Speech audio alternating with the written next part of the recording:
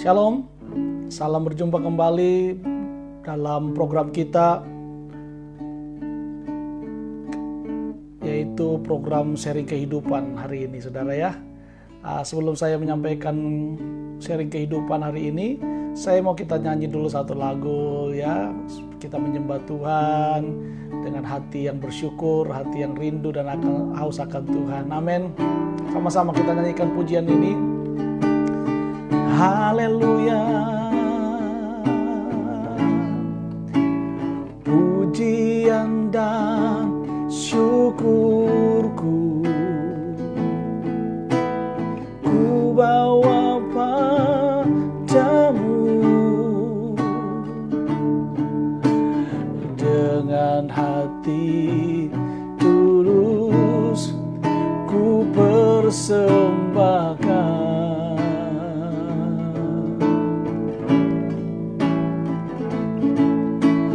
Sadar bila ku ada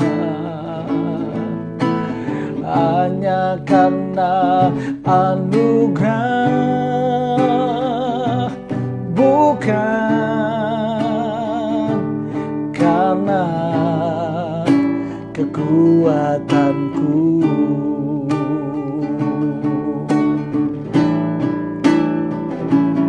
Ku tahu hidupku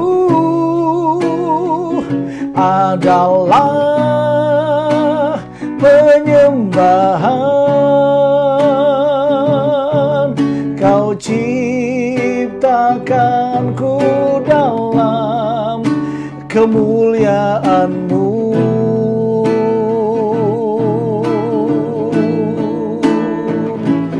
Ku tahu hidupku berharga di mata-Mu. Segenap hidupku persembahkan. Ku tahu hidupku adalah penyembahan. Kau ciptakanku dalam kemuliaan-Mu.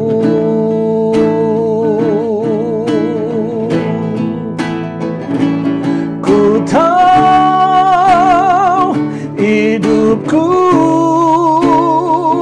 berharga di mata-Mu. Segenap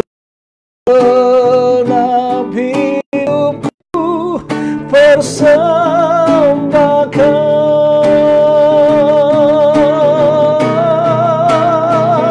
Ku tahu hidupku adalah penyembahan. Kau ciptakanku dalam kemuliaan-Mu.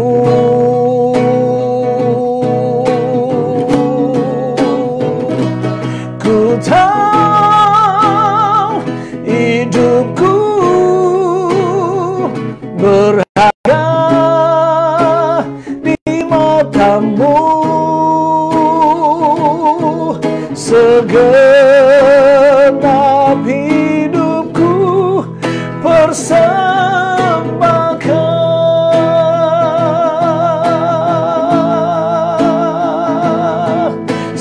Segenap hidupku persembahkan.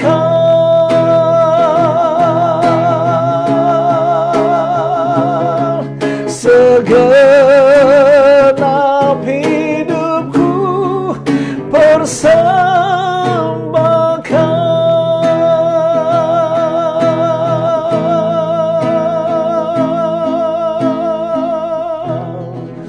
Haleluya. Amin. Roma 12 ayat 1 dan 2 berkata, persembahkanlah seluruh tubuhmu kepada Tuhan sebagai persembahan yang kudus, yang berkenan kepada Allah, karena itu adalah ibadah kita yang sejati. Dan karena itu kita harus membuang segala pikiran-pikiran yang tidak baik, kita harus menggunakan pikiran Kristus dalam hidup kita. Amin, saudara. Nah, saudara, program kita hari ini adalah program yaitu sharing kehidupan. Saya mengangkat tema tentang marah. Gitu, saudara ya, tentang marah. Nah, seringkali kita orang Kristen itu selalu diperhadapkan dengan kondisi-kondisi yang mungkin bisa memancing emosional kita sehingga kita terpancing untuk marah. Dan apakah kita sebagai anak Tuhan boleh marah? Nah, gitu saudara ya. Dan apakah Alkitab juga mengajarkan kita untuk marah?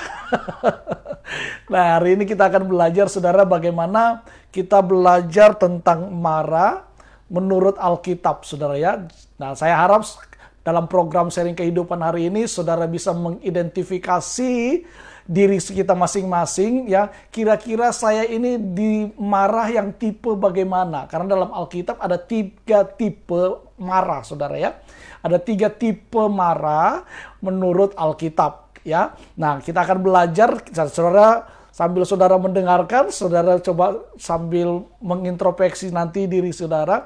Kira-kira saudara ini tipe yang mana ketika saudara lagi marah? Ya, mari kita mengidentifikasi masing-masing. Dan saya mau beritahu kepada saudara bahwa kita perlu setiap hari merubah kehidupan kita. Karena mengikut Kristus itu adalah perubahan, saudara ya. Waktu kita mengikut Yesus, status kita dirubah dari orang berdosa menjadi orang benar, kan begitu saudara. Tetapi bukan cuma status secara kekal saja, tetapi juga harus ada perubahan yang benar-benar nyata dalam hidup kita. Perubahan tentang pertobatan kita, perubahan berubah dalam hidup kita. Karena Lukas pasal 3 ayat 8, jadi hasilkanlah buah sesuai dengan pertobatan. Jadi waktu kita bertobat seharusnya ada buah yang harus kita bisa hasilkan, dan harusnya orang lain bisa menikmati apa yang kita hasilkan, buah apa yang kita hasilkan. Apakah buah kita itu baik, manis, ataukah asam dan tidak baik, saudaraku. Dan hari ini kita mau belajar salah satu bentuk buah yang harus kita hasilkan adalah menjadi orang yang tidak pemarah. Ya, menjadi orang yang tidak marah. Saya mau kita belajar sama-sama, saudara ya, dan kita belajar untuk penguasaan diri ya. Dan kita belajar hari ini tentang mengidentifikasi marah ya, mengidentifikasi marah menurut Alkitab, saudara ya. Nah, saudara, Alkitab adalah panduan hidup kita, saudara ya. Apapun itu, Alkitab adalah panduan hidup kita. Bahkan dalam 1 Timotius atau 2 Timotius pasal 3 ayat 16 dikatakan bahwa tulisan-tulisan yang diilhamkan oleh Allah itu bermanfaat untuk membangun, menegur, menasihati dan sebagainya ya, dan sebagainya. Jadi Alkitab itu adalah penuntun kita, panduan hidup kita. Kenapa? Karena memang Tuhan yang mendesain hidup saudara dan saya, dan buku manual booknya itu ya Alkitab, saudara. Kalau saudara beli barang, pasti ada buku manual booknya ya. Manual booknya itu adalah panduan untuk saudara bisa menggunakan seluruh apa yang saudara miliki, ya, baik itu gadget, baik itu handphone, baik itu mobil, motor, apapun alat-alat yang saudara beli, itu pasti ada manual booknya. Itu buku panduannya. Untuk apa? Supaya kita bisa menjalankannya dengan baik, memfungsikannya dengan baik. Bahkan kalau ada kerusakan-kerusakan, kita bisa memperbaikinya, mengatasinya dengan baik melalui manual booknya. Dan saya mau beritahu kepada kita semua bahwa hidup kita ini diciptakan Tuhan, dan manual booknya itu Alkitab, saudara ya. Nah, karena itu kalau ada kesalahan-kesalahan dalam hidup kita yang harus diperbaiki, lihat aja buku manual booknya Alkitab itu. Pasti kita akan bisa menjadi orang yang lebih baik. Amin ya. Nah, Alkitab adalah panduan hidup kita sebagai orang percaya, saudara ya. Karena itu Alkitab akan selalu relevan. Dia tidak pernah ketinggalan zaman. Buku yang berabad-abad, beratus-ratus tahun, beribu-ribu tahun dicetak, ditulis, tidak pernah ketinggalan zaman, selalu relevan ya dengan semua aspek kehidupan sampai hari ini, mulai dari masalah keuangan, hubungan kepada sesama, hubungan dengan suami istri, saudara, sampai kepada hal-hal yang rohani, sampai kepada emosional, itu hanya Alkitab. Tidak ada buku yang lain. Ya, saudara, buku-buku yang lain itu akan bisa selalu tidak relevan. Hari ini saudara punya buku tentang misalnya belajar Photoshop, ya, belajar Photoshop.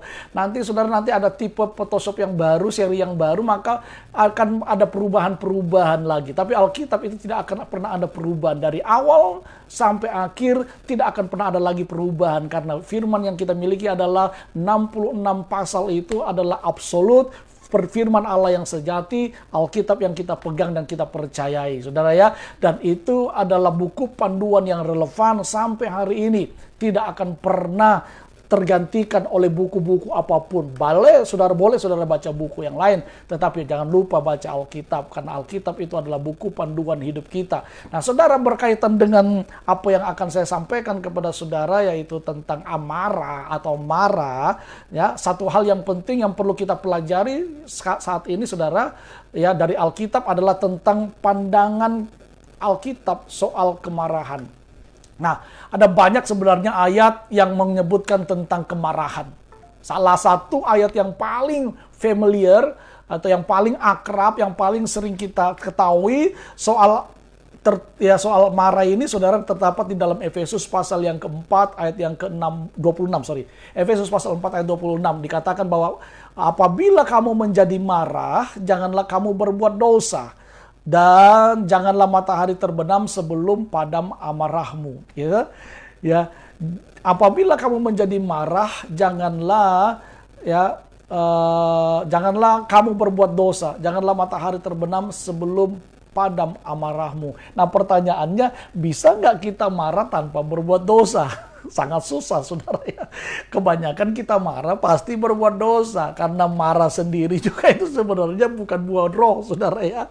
Ya, itu bukan buah roh, karena kasih itu adalah buah-buah roh. Nah, kita mau belajar, tapi apakah kita salah kalau kita marah? Ya, tidak salah. Tapi ketika saudara mulai marah dan saudara mulai berdosa dengan amarah saudara, ya cepat-cepatlah bertobat dan harus introspeksi diri dan kembali memperbaiki. Harus punya penguasaan diri, punya kasih. Kasih itu menutupi segala pelanggaran. Memang saudara, marah itu adalah alarm sebenarnya. Ya, alarm yang kita miliki, ya, untuk kenapa kita bisa marah? Karena memang itu menunjukkan, memberitahukan kepada kita bahwa ada sesuatu yang tidak beres, ya. Makanya reaksinya itu marah, saudara. Ya, kalau ada yang tidak beres dalam diri kita atau dalam pekerjaan, entah itu bawahan kita atau orang-orang di sekitar kita, apa saja, saudara, yang tidak beres, itu pasti reaksinya adalah marah. Nah, marah itu adalah menunjukkan bahwa sebenarnya ada sesuatu yang tidak beres yang sedang terjadi, yang tidak beres, maka reaksinya itu adalah marah. Nah, saudara, saya mau kita belajar ada 3 tipe tentang marah menurut Alkitab. Ya, nah tadi saya sudah bacakan di dalam Efesus pasal 4 salah satunya, ya. Efesus pasal 4 ayat 26, saudara, dikatakan bahwa apabila kamu menjadi marah, janganlah kamu berbuat dosa, janganlah matahari terbenam, ya, sebelum padam amarahmu. Nah, saudara, kata ini ditemukan di dalam Efesus 4 ayat 26, ya. Nah, dalam versi bahasa Inggris, saudara, dikatakan in your anger, ya, in your anger do not sin. Ya, artinya saat sedang marah, saudara, jangan berbuat dosa. Waktu kita marah, jangan berbuat dosa. Ya, tapi kalau kita baca di dalam bahasa Yunaninya versi leksikon, saudara, ya. Nah, bahasa Yunani versi leksikon, kata marah itu, saudara, disebut dengan istilah orge, ya. Orge, ya. Atau bentuk amarah yang benar. Ya, orge harus jadi emosi pertama yang kita rasakan, saudara, saat kita menyaksikan ketidakadilan atau dipersalahkan oleh orang lain. Jadi itu bisa muncul, rasa marah itu bisa muncul ketika kita menyaksikan ada sesuatu yang tidak adil, ada sesuatu yang memang tidak sesuai dengan apa yang benar, gitu, saudara, ya. Dan itu, atau kita dipersalahkan oleh orang lain. Nah, saudara, saat kemarahan ini tidak dikendalikan, saudara, maka itu akan berujung pada ekspresi kemarahan yang lebih besar, yang disertai dengan perilaku merusak. Nah, ini yang bahaya. Sebenarnya sampai di situ sih oke, saudara ya. Tetapi ketika ekspresi kemarahan ini, saudaraku, tidak dikuasai, tidak dikendalikan, maka dia akan bisa membawa kepada perilaku yang akhirnya merusak. Nah, saat kita menghadapi pemarah yang tidak terkendali, saudara, maka seluruh bagian fisik kita akan merasakannya. Ya, kalau saudara marah, coba waktu saudara tidak terkendali, pasti fisik saudara akan merasakannya. Yang nggak terkendali apa? Begitu marah, pukul tembok saudara, pukul, buang, fisikmu akan merasakan sakit juga, saudara. Ya, temboknya nggak salah, tembok yang dijadikan sasaran, saudara. Nah, tapi saat kemarahan itu bisa dikendalikan, saudara ya, saat amarah itu bisa dikendalikan, maka kita akan lebih bisa memilih pilihan dan respon yang benar terhadap kasus ketidakadilan atau mungkin tuduhan yang terjadi di sekitar atau apapun yang kita alami sendiri, saudaraku. Karena kita bisa mengendalikan. Tapi kalau kita tidak mengendalikan, ya ini yang bahaya, akan menjadi akan membawa kerusakan di mana-mana. Akan membawa kekacauan di mana-mana. Saudara, Yesus pun ya, bahkan Paulus sendiri memakai kata urge ya untuk konotasi negatif. Ya, dalam situasi ini, saudara, kata tersebut merujuk kepada kemarahan yang tidak benar, ya. Meski begitu, saudara, kata urge ya, yaitu marah ini, kata urge dalam bahasa Yunani, ya, kata ini, saudara, bisa dipakai untuk konotasi positif ya, dan juga negatif. Ya, tergantung pada konteksnya. Ya, kalau saudara marahnya karena untuk menasehati, ya nggak masalah. Tapi kalau marahnya membabi buta dan melampiaskan emosional, ya ini yang bahaya, ya, akan merusak. Nah, coba saudara introspeksi diri saudara. Itu yang pertama, ya. Itu yang pertama tentang marah menurut Alkitab, ya. Jadi orge, ya. Oke, yang kedua, saudara, kita mau identifikasi marah menurut Alkitab. Masih di dalam Efesus pasal yang keempat, saudara ya, ayat 26. Ya. Yang pertama itu kita belajar bahwa kemarahan yang benar itu ya harus dikuasai, harus dikendalikan. Ya. Tergantung saudara memberi kebebasan kepada emosional saudara, saudara melayani emosional saudara, tidak bisa mengaturnya, ya, sehingga nanti akan mengakibatkan kekacauan dan kerusakan di mana-mana, saudara ya, emosi yang tidak terkontrol seperti itu. Lalu yang kedua adalah kemarahan yang disertai dengan jengkel. Kemarahan yang disertai dengan jengkel itu atau pararorgismos, ya. Pararorgismos. Ya.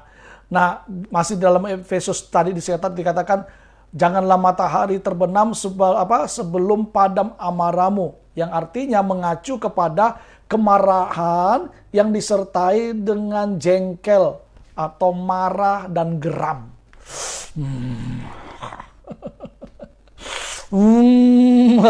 Rasa-rasanya mau dimakan, mau digunyah-ngunyah. Ya, pernah gak saudara ngalami itu? Rasanya mau kutelan aja ini orang, saudara. Itu marah dengan disertai rasa jengkel. Dalam bahasa Yunani itu dikatakan pararorgismos, saudara ya. Pararorgismos. Nah, saudara, jenis kemarahan ini bisa digambarkan dengan jenis amarah yang dari luar tampaknya menunjukkan senyuman, gitu saudara ya. Tapi di dalamnya menyimpan kegeraman, ya.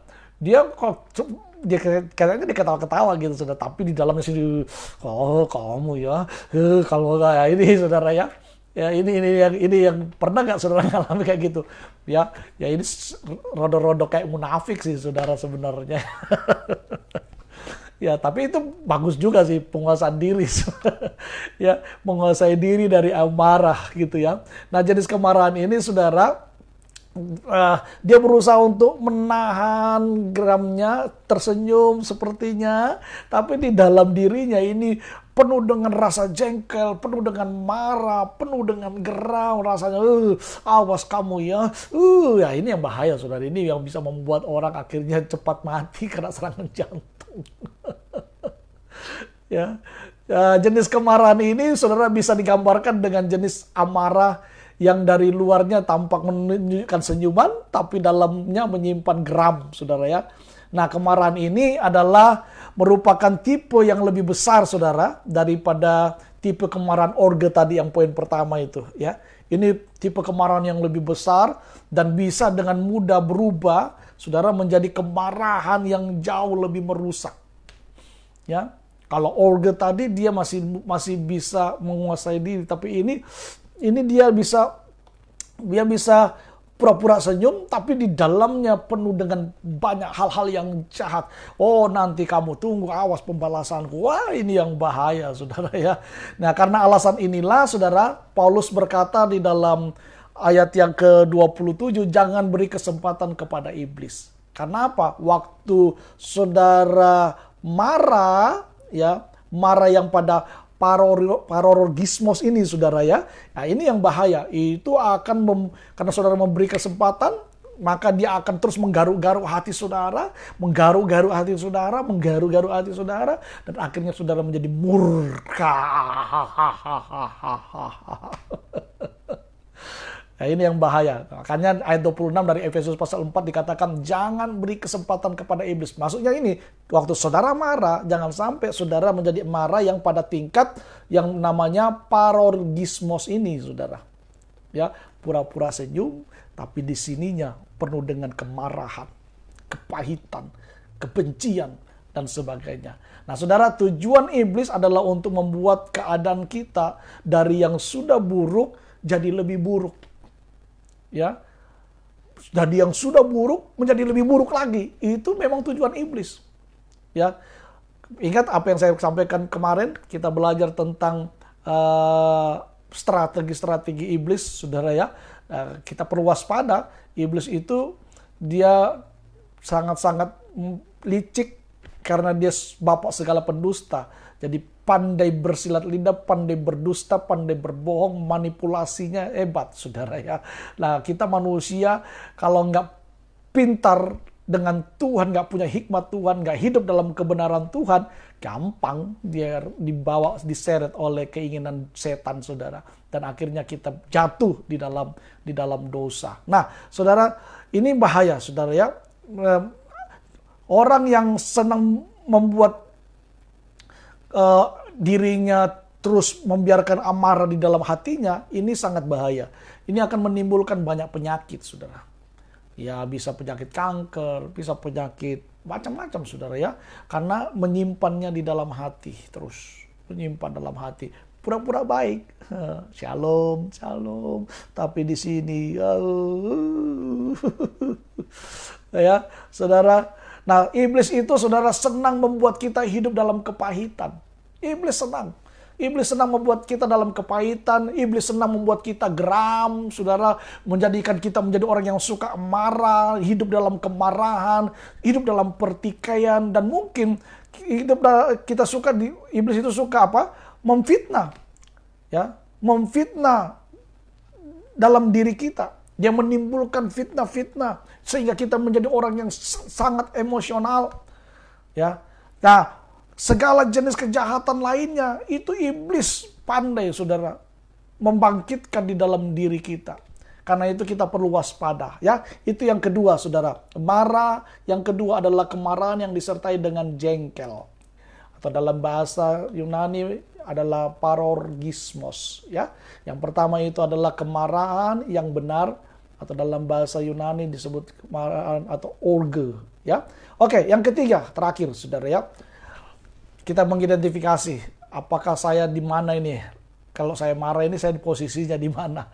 Yang ketiga adalah kemarahan yang sangat merusak. Thumos. Ya, dalam bahasa aslinya itu thumos, ya. Saudara, kemarahan tipe ini adalah keadaan di mana seseorang sangat mudah tersulut. Istilahnya kayak apa? Kepala korek api, saudara. Ya, gampang menyala, gampang tersulut. Ya, orang yang seperti ini, saudara, tanpa pikir panjang yang reaksi, dia tanpa pikir panjang dan dia selalu bereaksi yang salah. Ya, kemarahan ini saudara bisa berujung pada tindakan kekerasan dan akhirnya pengerusakan yang hebat. Ya, ini kemarahan yang sangat merusak, tumos, saudara. Nah, tumos mengaku pada perasaan marah, ya, amarah dan kemarahan yang sangat besar, itu tumos. Ya, nah biasanya kemarahan ini, saudara, akan berujung pada perlawanan yang bergejolak di dalam diri sendiri. Ya, aduh, ya, bergejolak. Saudara pernah nonton film?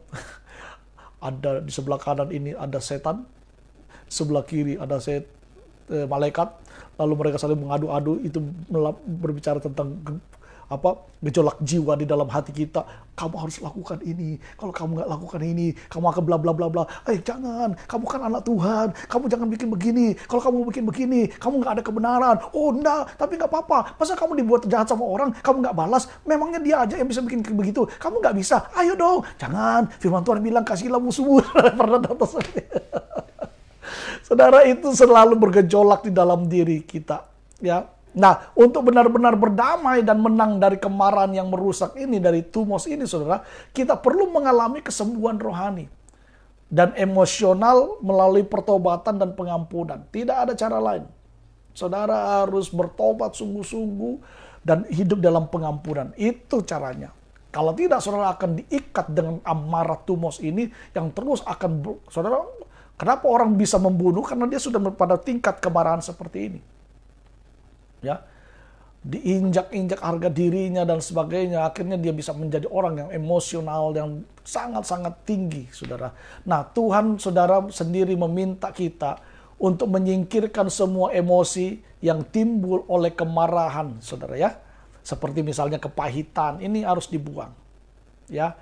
Amarah, ya, jadi orang jangan suka marah-marah. Sedikit-sedikit marah, sedikit-sedikit marah, sedikit-sedikit marah, sedikit-sedikit marah. Marah kok sedikit. Saudara, ya, pertengkaran dan fitnah ini harus dibuang. Amin. Kita harus hidup dalam buah-buah roh dalam Galatia pasal yang ke-5, saudara, ya. Harus hidup dalam buah-buah roh. Nah, saudara, Tuhan mau kita hidup ramah seorang terhadap yang lain. Amin. Penuh kasih mesra dan saling mengampuni. Sebagaimana Allah di dalam Kristus telah mengampuni kita. Dikatakan di dalam Efesus pasal yang ke-4 ayat 32. Ya, jadi kita harus ramah terhadap orang lain, penuh dengan kasih mesra, ya, dengan sesama, apalagi sama-sama melayani. Udahlah, kalau ada kles-kles dalam pelayanan, cincailah, saudara, ya, bukan cincau. Ya, bolehlah cincai sambil minum es cincau, saudara, ya. Ya, kita harus hidup dalam pengasihan, saudara. Harus mengasihi satu dengan yang lain, harus mau mengampuni, murah mengampuni. Amin. Ya, itu anak-anak Tuhan. Jangan simpan amarah, jangan simpan dendam. Itu namanya menyimpan penyakit. Saudara menyimpan amarah, saudara menyimpan kepahitan, saudara menyimpan kebencian, itu saudara menyimpan bom waktu dalam diri saudara. Dan satu saat ketika itu meledak, boom, dia akan menghancurkan hidup kita. Kelar, saudara. Habis kita. Ya, bisa mengakibatkan kematian, saudara, ya, karena penyakit-penyakit yang muncul di dalam diri kita dengan penyakit-penyakit komplikasi. Nah, saudara, ada beberapa ayat yang terakhir, saudara, ada beberapa ayat Alkitab yang bisa kita renungkan tentang bagaimana harusnya kita bersikap terhadap kemarahan, ya. Bagaimana kita seharusnya bersikap ketika emosional kita muncul, rasa marah itu muncul. Nah, saya pikir ayat-ayat ini saudara bisa catat, sehingga saudara bisa baca juga, hidupi, dan saya percaya saudara akan berubah menjadi orang-orang seperti yang Tuhan mau. Amin. Nah, ayat yang pertama dalam Yakobus pasal 1 ayat 19-20, saudara, ya. Yakobus pasal 1 ayat 19-20, ini bisa membantu kita untuk kita bisa bersikap ramah terhadap orang, ya, saudara. Kita bisa tidak bersikap marah kepada orang, ya, tapi belajar untuk bisa sabar dan mengasihi. Yakobus 1 ayat 19-20 dikatakan begini, "Hai saudara-saudara yang kukasihi, ingatlah hal ini. Setiap orang hendaklah cepat untuk mendengar, tetapi lambat untuk berkata-kata. Dan juga lambat untuk marah. Lambat untuk marah itu bukan begini kalau saudara marah, kamu, bukan itu. Itu slow motion, saudara. Bukan gitu. Ya lambat untuk marah, akhirnya waktu mau marah. Oke, Tuhan, no, Roh Kudus, tolong jamah saya. Roh Kudus, berikan saya penguasaan diri. Ah, gitu, saudara ya. Bukan, kamu mau mengkuku. Ya, bukan gitu, saudara ya. Lambat marah, ya. Sebab amarah dikatakan, sebab amarah manusia tidak akan mengerjakan kebenaran di hadapan Allah. Jadi waktu saudara marah nggak akan menyelesaikan apa-apa. Yang ada apa? Tambah masalah. Yang ada apa? Tambah sakit. Karena itu nggak usah marah. Haleluya. Sabar dalam suka dukamu, sabar. Tuhan ada sertamu, sabar. Sabar. Tuhan beri kuat padamu. Amin. Yes. Itu yang pertama. Ya, ayat yang kedua, saudara. Apa yang kita bisa baca dalam Alkitab sebagai membantu kita menjadi orang yang tidak cepat amarah gitu, saudara ya. Yang kedua, Yakobus pasal 4 ayat 1 dan 2. Yakobus pasal 4 ayat 1 dan 2 dikatakan begini. Dari manakah datangnya sengketa dan pertengkaran di antara kamu? Ayo, dari mana, saudara? Ayo, coba saudara pikir-pikir. Dari mana biasanya datangnya sengketa dan pertengkaran di antara kita? Ya, dikatakan Alkitab begini. Bukankah datangnya dari hawa nafsumu yang saling berjuang di dalam tubuhmu? Kamu mengingini sesuatu, tetapi kamu tidak memperolehnya. Lalu dikatakan kamu membunuh, kamu iri hati, tetapi kamu tidak mencapai tujuanmu. Sudah marah, melakukan perbuatan yang tidak senonoh, saudara ya, sampai membunuh, iri hati, tahu-taunya yang apa yang didapatkan? Tidak ada. Malah masuk penjara, kena pasal undang-undang, dihukum vonis penjara seumur hidup. Nah, itu sudah tidak ada apa-apa ya. Kamu tidak memperolehnya ya. Lalu apa dikatakan? Kamu membunuh, kamu iri hati, tetapi kamu tidak mencapai tujuanmu. Lalu kamu bertengkar. Nah, kamu bertengkar dan kamu berkelahi. Saudara, ini bukan cuma sesama teman, tapi saudara kandung sendiri bisa seperti ini, saling berkelahi karena emosinya hawa nafsu. Saudara bisa bunuh saudaranya sendiri, saudara ya. Kalau sudah marah yang begitu tingkat dewa, wow, sudah kayak kungfu. Saya lagi nonton ini, saudara, kungfu seri drama Cina. Ya, judulnya itu Pendekar Hina Kelana. Wah, saudara bisa ikut itu. Ya, ada di YouTube juga, tapi saya nonton yang di channel TV-nya di Mandarin. Ya, nah saudara bisa ikut tuh. Saya lagi nonton ini lagi seri 18, saudara ya. Wah, itu lagi seru-serunya, saudara ya. Nah, saudara bisa cari di YouTube itu. Film seri Kelana Hina, Pendekar Hina Kelana ya. Saudara, itu ada 57 seri ya. Ya, cepat-cepat saja. Ada teks Indonesianya juga kalau saudara mau teks Indonesianya. Kok saya jadi promosi. Ya, oke, saudara ya. Nah, itu wah, kalau udah emosional, saudara, wow, sudah habis hidup kita, ya. Kita akan tidak dapat apa-apa. Saudara, amarah tidak akan bisa menghasilkan sesuatu yang baik. Amarah akan mendatangkan keburukan dalam hidup kita, ya.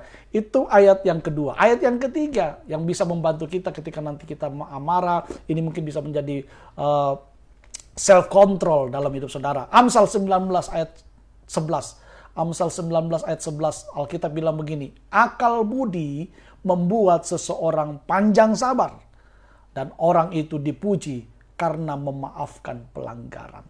Orang yang berakal budi selalu menggunakan otak. Orang benar itu selalu menggunakan otak. Anak Tuhan selalu menggunakan otak. Kalau lagi marah, otaknya dipakai. Kebanyakan kita waktu marah, otak kiri, otak kanan tidak kompromi, langsung marah. Makanya saudara, waktu marah, otaknya dipakai. Karena Alkitab bilang, akal budi membuat seseorang panjang sabar. Amin. Waktu saudara berpikir, bertenang sejenak, saudara akan menjadi orang yang bisa mengendalikan emosinya.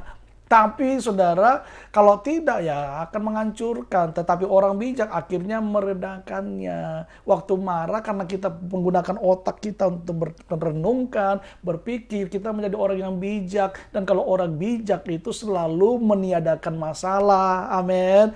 Masalah yang besar dikecilkan, yang kecil kan ditiadakan. Itu orang bijak. Orang bijak itu dia selalu memberikan solusi, bukan memberikan volusi, saudara. Haleluya. Itu ya. Oke. Ya, orang bebal melampiaskan seluruh amarahnya, tetapi orang bijak akhirnya meredakannya. Oke. Ayat yang keempat, saudara. Amsal 15. Amsal 15 ayat 18. Dikatakan demikian, si pemarah membangkitkan pertengkaran, tetapi orang yang sabar memadamkan perbantahan. Jadi orang yang suka marah itu selalu memang inginnya mau bertengkar. Nggak pernah bisa damai dengan orang. Kalau bawaannya marah, itu selalu buat keributan, buat masalah.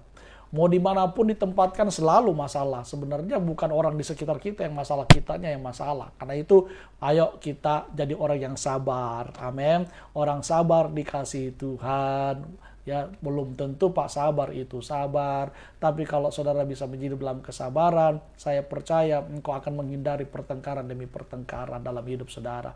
Ayat yang terakhir, saudara ya, terkait dengan supaya kita bisa menguasai amarah kita bisa mengontrol amarah kita. Ini ayat-ayat yang mungkin bisa membantu saudara. Ayat yang terakhir itu dalam Pengkhotbah pasal 7 ayat 9. Pengkhotbah pasal 7 ayat 9 dia bilang begini, janganlah lekas-lekas marah dalam hati, karena amarah menetap dalam dada orang bodoh. Jadi kalau saudara orang pintar, jangan minum tolak angin saja, tapi orang pintar selalu menghidup dalam ketenangan. Orang bodoh itu di dalam dadanya penuh dengan amarah. Tapi orang pintar, orang bijak, di dalam dadanya, di dalam hatinya penuh dengan damai, penuh dengan sejahtera, penuh dengan kasih, penuh dengan kesabaran. Amin, saudara. Nah, saudara, saya harap ini bisa menjadi berkat bagi kita. Ya, apakah sampai saat ini saudara sedang bergumul dengan kemarahan yang merusak? Ya, saudara, jangan biarkan si iblis, saya memberitahukan kepada saudara, jangan biarkan si iblis untuk semakin merusak hidup saudara. Ya, karena itu bagi saudara yang ingin mendapatkan pendampingan dan dukungan doa, saudara bisa konseling di gereja saudara masing-masing. Datangi gembala saudara, Pak, tolong Pak doakan saya Pak. Gitu ya. Atau saudara bisa juga lewat inbox messenger saya, saudara mungkin butuh didoakan, silakan, nggak apa-apa. Ya, saudara bisa kita saling mendoakan satu dengan yang lain. Ya, saya harap ini bisa memberikan kekuatan, berkat bagi kita di siang hari ini dalam program kita sharing kehidupan. Ya, kiranya ini bisa memotivasi kita, membawa pertumbuhan dalam hidup kita, dan menjadikan kita menjadi orang-orang yang selalu bisa berbuah-buah kebenaran, berbuah-buahkan roh, untuk selalu bisa menguasai diri kita dari salah satunya rasa marah. Gitu ya saudara ya. Ya, kalau bisa memberkati saudara, silakan saudara memberikan like, memberikan komen, dan saudara bisa sharekan juga kepada teman sahabat saudara, supaya mereka juga dibangun, dikuatkan, diberkati dengan firman yang sama, dan juga demi pelayanan media ini jadi lebih baik lagi ya saudara. Oke. Saya mau menginformasikan bagi saudara yang tinggal di Jayapura ya, dan saudara belum punya tempat ibadah, kami dari GBI Kingdom Worship Family Church, saya adalah gembalanya. Kami membuka ibadah sudah offline, saudara, mulai minggu kemarin di gedung BOB atau Black on Box Cafe, Jalan Raya AB Pura, nomor 18, depan persis Hotel Grand AB. Kami ibadah setiap hari Minggu, jam 9 pagi, saudara, tentu dengan mengikuti protokoler yang ada, ya, wajib menggunakan masker, cuci tangan, dan kami akan memberikan saudara hand sanitizer dan sebagainya untuk saudara bisa mencuci tangan, dan juga jaga jarak, ya. Kita akan memperlakukan protokoler kesehatan yang ada, saudara ya. Dan kami percaya saudara akan diberkati oleh Tuhan ketika saudara datang ke rumah Tuhan. Kan di rumah Tuhan kita mengalami Tuhan, di rumah Tuhan kita berjumpa dengan Tuhan. Amin. Saya Pendeta Gael Pinarta, salam kehidupan, Tuhan Yesus memberkati kita. Amin.